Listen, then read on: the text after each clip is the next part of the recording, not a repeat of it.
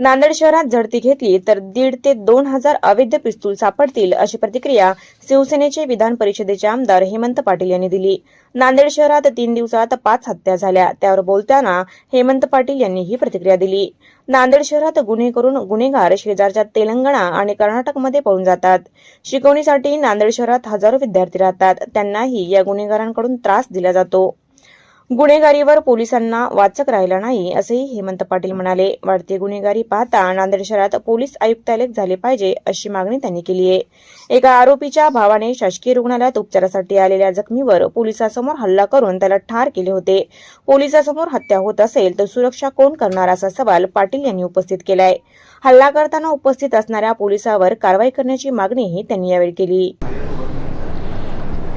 भाऊ, नांदेड शहरात जवळपास 3 दिवसामध्ये 5 खुनाच्या घटना घडल्या, त्यामुळे सामान्य नांदेडकर जो आहे तो भयभीत आहे। काय प्रतिक्रिया? अत्यंत वाईट अशा या घटना आहेत आणि ज्या पद्धतीनं नांदेड शहरामध्ये अवैध हत्यारं आलेले आहेत। आपल्याला माहीत आहे की नांदेड शहर हे तेलंगणा आणि कर्नाटक आणि इकडे विदर्भाच्या बॉर्डरवर बसलेलं आहे, त्याच्यामुळे अनेक गुन्हेगार इथे गुन्हे करतात, तेलंगणात पळून जातात किंवा कर्नाटकात पळून जातात। दुर्दैवानं वचक इथं गुन्हेगारांवर राहिलेलं नाही आणि मोठ्या प्रमाणामध्ये अवैध जे असतील पिस्तूल नांदेड शहरात जर झडती घेतली तर किमान 1,500 ते 2,000 पिस्तूल आपल्याला सापडतील आणि त्यामुळं कोणाचाच वचक या शहरावर राहिलेला नाही।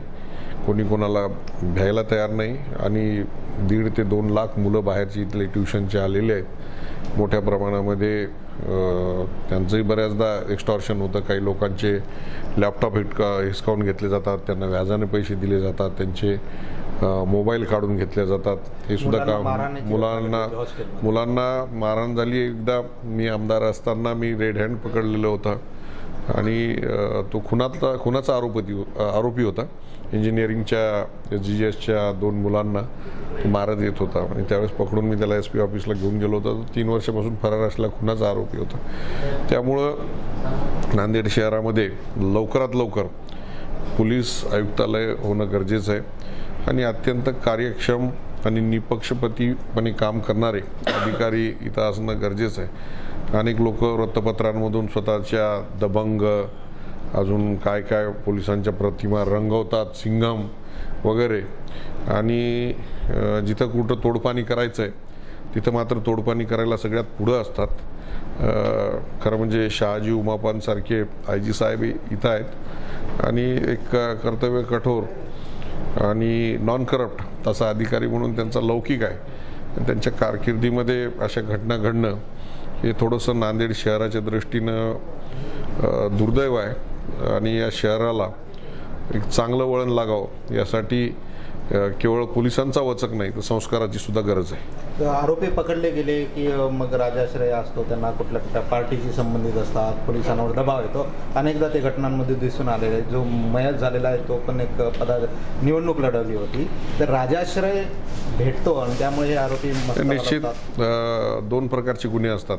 बरेचदा राजकीय कार्यकर्ते असतात, त्यांच्यावरती आंदोलनाचे गुन्हे असतात, परंतु खरंच मुलींची छेडछाड असेल, बलात्कार असेल किंवा चोरी असेल, ज्या पद्धतीचे क्रिमिनल लोक आहेत यांना कोणीही आश्रय देऊ नये अशा मताचा मी आहे।